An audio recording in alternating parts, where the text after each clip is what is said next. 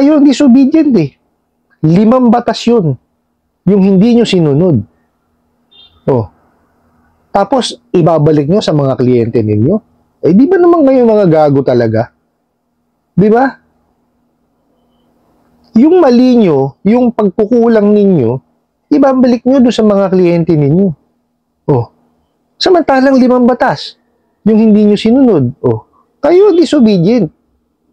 Hindi kayo sumusunod. Di ba? Kaya nga kayo natatanggalan ng lisensya. Oh. Dahil sa mga kabugukan ninyo. Di ba? May nagtanong sa akin, "Hi po, Boss Rai. Pahide na lang po ng identity ko. May natanggap po kasi akong text. Ito po ang sabi. This is from DMD, Debt Management Department. We are conducting evaluation right now. Your account is already transferred here in our department. Due to disobedient and not responding, we are giving you a chance to settle your loan within this day. If you are not able to settle it, we will blacklist you from any government and private financial institution agencies, especially SSS, Pag-ibig, PhilHealth." Totoo po ba to? Wala naman po akong balak takasan sila. Kaso, wala po talaga akong pambayad. Nagkaroon na po ako ng suicidal thoughts dahil sa mga text na ganito. Pahil po, salamat. Okay, maraming salamat po no, sa panibagong katanungan po na ito. No? Pero bago natin siya sagutin, imbitahan ko muna sana kayo na pakisuportahan po yung aking mga social media accounts sa YouTube, Facebook, and TikTok. And binabati ko nga pala no, ng lahat po ng haligi ng tahanan no, na Happy Father's Day po sa inyo. Okay. Sagutin po natin no, itong inyong katanungan. No? So, ang sabi po no, is from DMD daw po, Debt Management Department. Wala naman ng problema kung meron silang departamentong ganito, no? So, kaya lang ho, ang sabi ho kasi, nagkakandak ho daw sila ng evaluation. Ano ho klase kayang evaluation nyo? Kasi ho, kagaya ho na sinabi ko before, no? Kasi yung evaluation and credit investigation or investigation, dapat yung ginagawa sa simula po ng loan. No? Pagka-apply, mag-credit investigate, tsaka ho mag-evaluate. Okay? Hindi ko alam bakit ho may utang na kayo or may nahiram na kayong pera, tsaka pa lang sila mag-i-evaluate. Ano i-evaluate nila sa inyo? Di po ba? Kasi dapat yun na nagawa yun sa simula nung nung process ng paghihiram Di po ba? Ganito yan. Okay, para ho maliwanag nyo. Pag ho kayo nag-apply, meron ho tayong tinatawag na credit investigation. So mag-investigate po, no? Aalamin yung inyong financial capacity, no? Pati ho yung character ninyo, no? Kaya nga ho meron tayong 5Cs character, capacity, and condition. Tapos yung capital collateral gamit ho itong dalawa na to no, sa mortgage. So yung tatlo ho, concentrate tayo doon. So aalamin ho yung inyong character, no, capacity, tsaka condition, no, sa credit investigation. Now, pagka ho nakapag-credit investigate na sila, mag-evaluate po sila base ho dun sa tatlo. No? Pag nakapag-evaluate po yan, magdidesisyon po sila. Base din ho dun sa tatlo. No? Ano ho sinasabi itong mga bugok na to na mag-evaluate daw ho sila? Nasa DMD pa raw. Oh. Debt Management Department. Di po ba? Kasi, ang logic doon is, bakit ka ngayon mag-i-evaluate na kapag pahiram ka na ng pera? Di po ba? Yun ang sa akin, logic ko doon. Bakit ako ngayon mag-i-evaluate napahiram na kita? Di ba ang kailangan na ginagawa ko is, gumagawa ako ng paraan para masingil ka. Di po ba? Dapat may plano yan Paano mo siya sisingilin Di ba? Plan of action ang kailangan mo. Hindi evaluation. Oh, so maliwanag po, walang alam talaga sa paniningil yung mga bugok na yan. O, di po ba? Yes, talaga ng gamot itong mga to. O, tuloy ho natin. Tapos ang sabi pa, daw ho, disobedient daw po kayo. no? Hindi daw ho kayo sumusunod o kumbaga pasaway daw ho kayo. Paano ho kayong hindi sumusunod? Eto lang ho yan no? Kung sila po, sorry po, medyo maingay. Ganito lang ho, no? Kung sila po, ginawa nila yung tamang proseso po, no? Which is, in-include nila yung the Truth in Lending Act or yung TILA. In-explain nila doon sa kanilang kliyente yung obligasyon, no, na kanilang haharapin, no, doon sa kanilang hinihiram sa mga online lending apps na yan, no? Hindi ho magkakaganon. Paano kung meron silang sinaway? Paano silang may hindi sinunod? Kayo tong mga bugok na mga taga-online lending apps, kung walang sinunod. Diba? Kayo ang disobedient 5 batas yun, yung hindi nyo sinunod. Tapos, ibabalik nyo sa mga kliyente ninyo. Di ba naman kayo mga gago talaga? Di ba? Yung mali nyo, yung pagkukulang ninyo, ibabalik nyo doon sa mga kliyente ninyo. Samantalang 5 batas, yung hindi nyo sinunod. Kayo disobedient. Hindi kayo sumusunod. Di ba? Kaya nga kayo natatanggalan ng lisensya. Dahil sa mga kabugukan ninyo, di ba? Ano-ano ba yung 5 na yun? Ulitin ho natin, ha? Yung Privacy Act. Okay? Kasi ninanakaw nyo yung yung mga contact details ng yung mga kliyente ninyo. Pagka hindi nakabayad sa takdang oras or 1 day prior to due date pa lang, anong gagawin nyo? Tinatawagan nyo na. Dinidivulge nyo yung information tungkol dun sa utang. Yung mga nasa contact list, ang mga sinisingil nyo, di ba naman kayo mga bugok talaga? Di ba? Pangalawa, yung the Truth in Lending Act, yung TILA. Paano maiintindihan ng kliyente yung kanyang hinihiram kung dinisburse mo lang agad yung pera? Nalaman mo lang na connected sa e-wallet, binigyan mo na agad. Tapos bahala ka na. Diba? Hindi mo in-explain. Hindi mo in-explain kailan ang unang due date. Hindi mo in-explain gaano kahaba ang due date. Hindi mo in-explain yung interest rate na ikakarga mo. Hindi mo rin in-explain kung magkano yung ikakaltas mo na processing fee. Diba? Tapos sasabihin mo yung mga kliyente nyo ang disobedient, bugo ka. Pangatlo, yung ceiling on interest rate, hindi nyo sinusunod. Ang nakasaad doon, pagka 10,000 pababa ang hiniram, 15% lang po ang pwede nyo ikarga interest. Magkano kinakarga nyo? Mga bugo kayo. 10% per day. Tapos kakaltasan nyo ng processing fee, 50%. Biruin mo sa 7 araw na 10%, that's 70%. Idagdag nyo pa yung ibinawas nyo na 50%, and that's 120%. Samantalang maliwanag po sa ceiling on interest rate, kapag 10,000 pababa, 15% lang po ang total na po pwedeng singilin sa loob ng 1 buwan. Sa inyo, 7 araw. Walang niya kayo, 120% ang kinakarga nyo. Wala kayong kaluluwa. Diba? Pangatlo yun. Ito yung pang-4. Yung prohibition on unfair debt collection practices. Inilista na yung bawal. Yung pa rin ang ginawa nyo. Diba? Nagpakahirap po ang SEC na isipin kung ano yung mga bawal gawin. Sa paniningil. Yun ang ginawa ninyo. Saan kayo nakakita? 10 oras na ng gabi, nagpapadala pa kayo ng mensahe. Tumatawag pa rin kayo. Napakawawalang yan ninyo. Tas oras ng trabaho, tawag kayo ng tawag. Manong tumawag kayo sa umaga, sa tanghali, tsaka sa hapon. Tapos. Diba? Tsaka hindi kayo aabot sa ganyan kung in-explain nyo yung utang. Diba? Yung the Truth in Lending Act. Hindi aabot sa ganyan yun. Diba? Tapos sasabihin nyo, disobedient, mga bugok.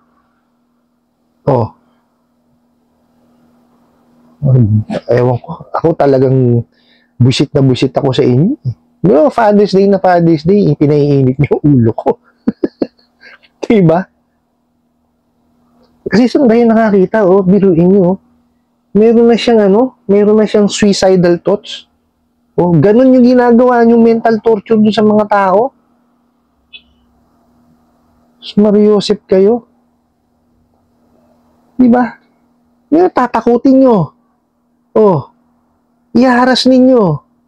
Tapos, isi-shame ninyo. Papahiya ninyo sa social media. Papahiya nyo dun sa mga nasa contact list. Ganyan kayo kawawalang ya. Tapos yung panlima, yung Consumer Act of the Philippines. Ang advertise nyo, 120 days, 150 days. Tapos pagputok ng bola, 7 araw. Diba? Napakalaki ng kalokohan ninyo. Let's say, for example, 5,000. Let's say, for the sake of argument. Yung 5,000, after 7 days, kailangan bayaran 4,500. Yung 500, dun sa ikaw 120 days. Hindi ka ba naman gago? Diba? Saan mo nakuha yun? Paano computation ang ginawa mo ron? Tapos ka ba ng accounting?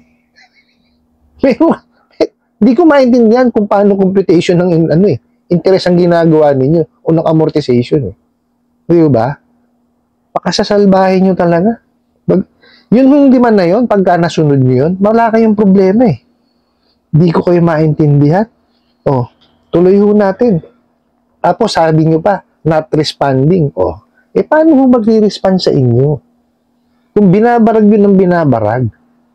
Pero mo, 1 day prior the due date. Ano gagawin nyo? Sisingin nyo na agad. Pipilitin nyo magbayad. Pag hindi nakapagbayad, sa pagdating ng alas 6 ng hapon, tatawagin nyo na yung mga nasa contact list. Sa tingin nyo, sasagutin pa kayo ng sasagutin? Pagka tumawag kayo, pagka nagmensahe kayo, kayo gumagawa ng kabubukan nyo Ipinapahamak nyo yung sarili ninyo. Paano mga wala kayong utak? Hindi kayo marunong maningil. Kayo may diferensya. Ay mga bugok. Tapos ito pa ang masakit dito Sasabihin nyo, binibigyan nyo sila ng chance na makapagbayad within the day. Tibay mo. Within the day. Buti sana kung naintindihan ng mga kliyente ninyo. Diba? Yung kanilang termino. Hindi. Diba? Kasi nga, hindi nyo sinunod yung the Truth in Lending Act. Kung alam nila na within 7 days within 7 days yan, babayaran na nila, alam nila. Hindi. Diba? Bulagaan ang ginagawa nyo. Sasabihin nyo na lang, basahin nyo na lang yung terms and condition. Sa haba ng terms and condition na yun, ng kamote, sa tingin mo, babasahin lahat yun? Sige nga. Sinasadya nyo pahabain para hindi basahin Diba? Puro kayo bugo. Explain nyo. Hindi yung basahin mo. Sa bangko nga, may recording pa pinaririnig Pakipakinig po Pakihindi po. Tapos mamaya may tatanong ako sa inyo. Kung kayo, tinatamad kayo talagang mag-explain, i-record nyo na lang din. Parinig nyo dun sa mga kliyente ninyo. Tapos, hindi lang kayo basta-basta dapat nagdi-disburse. Dapat tinatanong nyo muna yung mga kliyente ninyo kung payag ba dun sa terms and condition ninyo at saka dun sa amount na pinauutang ninyo. Kayo karaka-raka bigay agad Samantalang ang bangko, tatanungin ka pa. Okay ho ba? Intindihan po ba ninyo? Kaya lang ito lang ang na-approve sa inyo. Tatanggapin niyo po ba? Diba? Binibigyan ka ng chance. Diba? Para kumbaga mapag-isipan mo maigi. Kung tatanggapin mo yung hinihiram mo. O yung pinapahiram sa'yo. Bubo ka. Tapos ang lakas ng loob yung magsasalita ng pasaway. Nantiting. Tapos, eto pa ho. If not settled daw po, iba-blacklist daw po kayo sa mga government and private financial institution agencies. Ayos magkaragis na yan. Tsaka daw po, no, sa SSS, Pag-ibig, tsaka PhilHealth. Okay. Tanong, membro ba kayo ng CIC? Diba? Hindi. Diba? Pangalawa, may blacklisting ba talaga? Wala. Maaari siguro kayo makapag-blacklist sa sarili nyong kumpanya. No? Pero, magpapa-blacklist kayo sa mga private institution, financial institution, sa government, institution, financial institution, wala. Malabo yan. Wala ho tayong blacklisting sa Pilipinas. Kanya-kanya kumpanya meron. No, pwede silang mag-blacklist ng lugar, no? Trabaho, yan. Pangalan, pwede yan, walang problema. Pero sa kumpanya nyo, pero yung sasabihin mo, i-influensyahan mo yung ibang kumpanya, malabo ka pa sa Alketran, brother. Kayo mga bugok na ola kayo. Malabo yung sinasabi mo na yan. No? Tapos, pati sa SSS, Pag-ibig, tsaka PhilHealth. Bakit? Paano, kailan pa ho naging financial institution ng PhilHealth? Tanga ka talaga no? PhilHealth, financial institution, di ka ba naman bobo talaga? Wala akong kinalaman kayo dyan sa mga na yan. No? Binabayaran ho ng empleyado yan, tsaka ng employer. No? SSS, tsaka Pag-ibig. Para ho, pagdating ng panahon na sila'y nagretiro, meron at kahit papano silang makukuha. No? Yung PhilHealth po naman, pagka kayo nagkasakit, kahit papano, meron kayong diskwento. At pagtandaan ninyo, meron din kayong mahihita kahit papano sa PhilHealth. Hindi nyo ba naiintindihan yon? Kasi nga mga wala kayong utak. Puro kayong bugok. Diba? Hindi kasi kayo mag-aral. No? Nakalatag naman na sa yung batas. Nandyan sa internet, nasa web. I-google nyo lang. Alam nyo ba, ganun-ganun lang ang maningil? Hindi ho. Ang maniningil ho, dapat may sentido komon. Hindi ho yung kailangan may script. No? Kasi dapat yan may flow ang communication, ang pag-uusap. No, hindi po pwede. Pagka nawala na sa script, wala na, ka na. Magagalit ka na lang. Kasi wala sa script Pagagalitan mo na lang siya. Mumurahin mo na lang. Diba? Ganyan kayo Diba? Sinanay kayo ng mga boss nyo, mga employer nyo, na meron kayong script. Ano nangyari tuloy sa inyo? Diba? Nabobo tuloy kayo. Diba? Ang paniningil po dapat yan. Yan? May flow sa communication. Diba? Pag may tinanong sa iyo yung creative, kailangan sagutin mo. Kailangan alam mo sagutin. Kayo hindi. Pag tinanong kayo, di mo alam, wala sa script, mumurahin mo na lang. Ganun kayo. Diba? Maipapayo ko lang po dun sa nagpadala ng tanong, no? Kasi nga ho, may suicidal thoughts na raw po siya. Huwag niyo hong intindihin tong mga to. Puro bugok ho ito. No? Puro pananakot lamang po ang ginagawa nila. No? Yan po ang gustong-gusto niyang mga yan. No? Yung sirain po ang inyong isipan. Yan ho ang gustong-gusto nila. Yung tatakutin kayo, iaharas kayo. No? Tapos ipapahiya kayo. Diba? Huwag niyo silang intindihin. Ang una niyo hong gawin, kausapin niyo po lahat yung mga nasa contact list ninyo. No? Message nyo na ho sila. No, na sabihin nyo yung totoo, na kaya ho kayo nakahiram, nagipid kayo. Manghingi na ho kayo ng paumanhin kung may na-receive na silang mga mensahe o tawag, or kung may marireceive sila, eto kanyo sabi, pasetsa na kamo. Hindi nyo naman alam na ganito kabugok itong mga online lending apps na to. No? Mainam na ho yung ganon. Unahan nyo na ho, kaysa maunahan pa kayo ng mga bugok na online lending apps na yan. No? Tapos, huwag nyo talaga silang intindihin. Kasi, unang-una ho, puro pananakot lamang naman po ang gagawin niya mga yan. Iaharas kayo, tapos ipapahiya kayo. No? Kasi wala namang alam sa paniningil yan. Hindi ho tutungtong sa barangay yan. Hindi ho tutungtong sa korte yan. At hindi ho tutungtong, no, sa tapat ng bahay niya para kumatok at para maningil. No? Malamang yan, mag-hire yan ng, collection agency. Yung collection agency, papupunta sa bahay niya. Pero sila, yung mga ahente ng mga online lending apps na yan, mga abusado, malabo pa ho sa alkitra na puntahan kayo sa bahay. Hindi nga ho marunong maningil yan. Pag wala sa script, nakita nyo, anong gagawin niya? Nga. Di ba? Mapapahiya lang sila. Oh. Di ba? Kaya wag niyo silang anuhin. I-relax niyo ang sarili ninyo. No? Pinakamainam ho, may trabaho kayo, pagtuunan niyo ng atensyon at panahon yung inyong trabaho. Kasi pag nagpa-apekto kayo dyan sa mga bugok na online lending apps na yan, mawawala kayo sa focus. Baka mawalan pa kayo ng trabaho. No? Doon ho kayo magtuon ng atensyon sa trabaho ninyo. No? Para ho makapag-provide kayo sa pamilya ninyo. After, bukod doon, magtabi ho kayo, mag-ipon ho kayo. No? Total, nakaranas na kayo ng harassment at kung ano-anong kawalang yan dyan sa mga online lending apps na. Bayaran nyo na lang ho yung principal tsaka interest or yung amount due. Tiyuntiin nyo siyang ipunin, bayaran nyo siya one shot. No? Picturean nyo yung resibo or screenshot nyo po, send nyo sa kanila, tapos na ako sa inyo.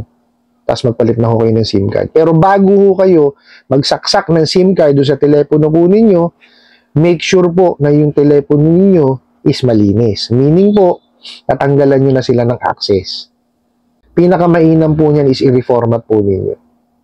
No? Kung ayaw nyo naman ma-reformat, kasi marami talagang mawawalang information eh. Murado ho talaga yun, back to zero yan eh. No? Maghanap po kayo ng mga tutorial kung paano ho tatanggalin yung access ng mga apps na inilagay nyo sa telepono ninyo sa YouTube, Facebook, or TikTok. Meron naman ho doon. Okay? Ngayon, kung nanghihinayang kayo doon sa telepono ninyo, bumili kayong bago. Ganun ho gawin ninyo. Kasi ang nahack ho nila yung telepono po ninyo, hindi po yung SIM card. No, kaya baliwala ho yan. Kung bibili kayong bagong SIM card, sasaksak nyo ho doon sana, hindi nyo na sila, tapos hindi nyo naman tinanggalan ng access, matatawagan at matatawagan pa rin ho kayo. Kasi yung telepono nyo na-hack. Okay po? Tapos, pagka ho nabayaran nyo na, huwag na ho kayong umulit sa kanila, huwag nyo ho silang tangkilikin. No, kung kailangan nyo pa rin ho talaga manghiram, doon ho kayo sa mga lending financing at bangko na rehistrado ho sa SEC at saka sa BSP. Po, doon kayo manghiram. Bukod doon sa malaki-laki na, mahaba-haba pa yung termino. At nasunod yan, doon sa 5 batas na sinabi ko kanina. Po? I hope nasagot ko po itong katanungan na to at sana po ay makatulong. Maraming salamat po sa inyong walang sawang pagsuporta at panonood sa aking mga videos. Maraming salamat po sa inyong pag-like, pag-share, pag-comment at pagtatanong. And kunin ko na rin po itong opportunity na to para imbitahan ho kayo na pakisuportahan po sana yung aking mga social media account sa YouTube, Facebook, and TikTok. Hanggang sa muli po. Yun lang.